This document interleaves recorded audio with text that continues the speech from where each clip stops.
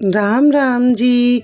स्वागत है आप सभी का हमारे YouTube चैनल पे। आशा करती हूँ आप सभी कुशलमय व मंगलमय होंगे। भक्तजनों, आज हम आपको आषाढ़ के महीने में पड़ने वाले गुप्त नवरात्रों की प्रथम दिन पूजी जाने वाली माता काली की रहस्यमयी कथा सुनाने जा रहे हैं।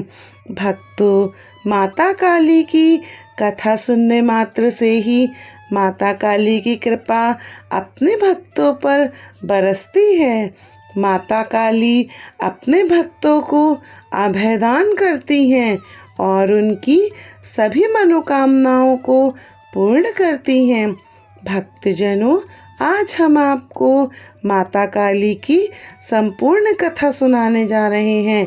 भक्तों, कथा को ध्यान से सुनिएगा, क्योंकि कथा को ध्यान से सुनने मात्र से ही हमें अनन्य फलों की प्राप्ति होती है और ईश्वर की कृपा और उसका आशीर्वाद हम पर सदैव बना रहता है। भक्तजनों, माता काली को गुप्त नवरात्रों के प्रथम दिन पूजा जाता है। माता काली को माँ जगदम्बा का महामाया रूप भी कहा जाता है। इस दिन माँ कालिके की पूजा पूरी तरह से करें। इससे आपके घर में सुख समृद्धि और परेशानियाँ दूर होती हैं, सुख समृद्धि बनी रहती है। पौराणिक कथाओं में माता काली के एक भयानक और अंधेरे की व संसान की देवी के रूप में पूजा जाता है। त्रिशूल और तलवार उनके दो प्रमुख हथियार हैं। सप्ताह में शुक्रवार को माता काली को पूजा जाता है। माता काली के 4 नाम हैं: शमशान काली, दक्षिणा काली, मृत काली और महाकाली के रूप में माता काली को जाना जाता है। माता काली ने महिषासुर, चंडमुंड, रक्तबीज, धम्राक्ष, शुंभ और निशुंभ सहित कई राक्षसों को मार डाला है। बंगला और असम में माता काली की ज़्यादातर पूजा की जाती है। मार्कंडेय पुराण और श्री दुर्गा सप्तशती के अनुसार जगत जननी माँ अम्बा ने माता काली को जन्म दिया था, लेकिन इनकी कुछ और ही कहानियाँ उपलब्ध हैं। भक्तों, गुप्त नवरात्रों में पहला दिन माता काली को समर्पित होता है। माता काली दुर्गा का ही एक रूप है, जो अनन्य शक्तिशाली और उग्र रूप में प्रतिष्ठित हैं। वे आध्यात्मिक साधना और शक्ति के प्रतीक को मानी जाती हैं। इस दिन लोग माँ काली की पूजा और आराधना करते हैं, जिन्हें अग्नि और क्रोध की देवी माना जाता है। उन्हें शक्ति का भी प्रतीक माना जाता है, जो बुराइयां और अधर्म को नष्ट करने की क्षमता रखती हैं। भक्तों, माता काली की पूजा के दौरान लोग ध्यान केंद्रित करते हैं और उनके शक्तिशाली स्वरूप का ध्यान करते हैं। यह दिन आत्मविश्वास, साहस और शक्ति का प्रतीक माना जाता है और लोग इस दिन ध्यान और मेधा को बढ़ाने के लिए माता काली की उपासना भी करते हैं। इस दिन को मानकर लोग माँ काली की कृपा और आशीर्वाद की आशा करते हैं और अपने जीवन में समृद्धि और सफलता प्राप्त की कामना करते हैं। भक्तों, अब हम आपको गुप्त नवरात्रों में प्रथम दिन पूजी जाने वाली माता काली की पौराणिक कथा सुनाने जा रहे हैं। कथा इस प्रकार है।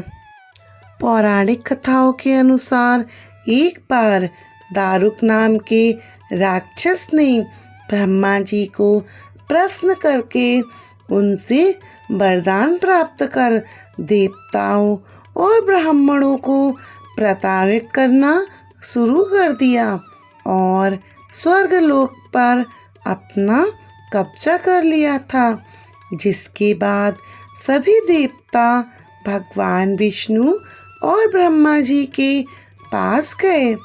ब्रह्मा जी ने सभी देवताओं को बताया कि इस दुष्ट का संहार एक स्त्री ही कर सकती है, जिसके बाद सभी देवता भगवान शिव जी के पास गए और उन्होंने भगवान शिव को सभी बातें बताई, जिसके बाद भगवान शिव ने माता पार्वती की ओर देखा। माता पार्वती इस पर मुस्कुराई और अपना एक अंश भगवान शिव में प्रभावित कर दिया, जिसके बाद भगवान शिव के कंठ से विष से एक अंश ने अपना आकार धारण किया, जिसके बाद भगवान शिव ने अपना तीसरा नेत्र खोल दिया। उनके इस नेत्र ने विकराल रूप वाली माँ काली को उत्पन्न किया। माँ काली के ललाट में तीसरा नेत्र और चंद्र रेखा थी। माँ काली के इस भयंकर व विशाल रूप को देखकर देवता व सिद्ध लोग भी भागने लगे, जिसके बाद माँ काली का दारुक और उनकी सेना के साथ भयंकर युद्ध हुआ। माँ काली ने सभी का वध कर दिया, लेकिन माता काली का इतने पर भी क्रोध शांत नहीं हुआ और माता काली के इस क्रोध से संसार भी जलने लगा, जिसके बाद भगवान शिव ने एक बालक का रूप धारण किया और शमशान में लेटकर रोने लगे, जिसके बाद माँ काली ने उन्हें देखा और वे शिव जी के इस बालक रूप पर मोहित हो गईं। उन्होंने शिव जी को बालक रूप में भगवान शिव को अपने गले से लगाकर अपना दूध पिलाया। भक्तजनों, यह थी गुप्त नवरात्रों में प्रथम दिन पूजी जाने वाली माता काली की पौराणिक कथा। गुप्त नवरात्रि में माँ दुर्गा और उनकी 10 विद्याओं की विशेष रूप से पूजा की जाती है। गुप्त नवरात्रों को विशेष रूप से गुप्त साधनाओं के लिए ही जाना जाता है। गुप्त नवरात्रों के पहले दिन माता काली का पूजन के क्या नियम हैं और उनकी क्या महत्व है, यह हम अब आपको बताने जा रहे हैं। 10 महाविद्याओं में माँ काली प्रथम रूप है। माँ काली जी का स्वरूप अत्यंत विकराल, अभयकारी और मंगलकारी है। माँ काली का ये स्वरूप असुरों का नाश करने वाला है। यदि कोई व्यक्ति गुप्त नवरात्रों के दौरान माता काली की पूजा करता है, उसके ऊपर उसके सामने सारी असुरीय शक्तियाँ फीकी पड़ जाती हैं।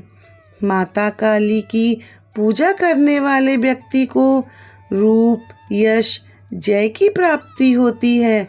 समस्त सांसारिक बाधाएं खत्म हो जाती हैं। माता काली ने चंड मुंड का संहार किया था, इसीलिए इन्हें चामुंडा नाम से भी जाना जाता है। माता काली अपने गले में मुंडमाला धारण करती हैं। इनके एक हाथ में खड्ग, दूसरे हाथ में त्रिशूल और तीसरे हाथ में कटा हुआ सिर होता है।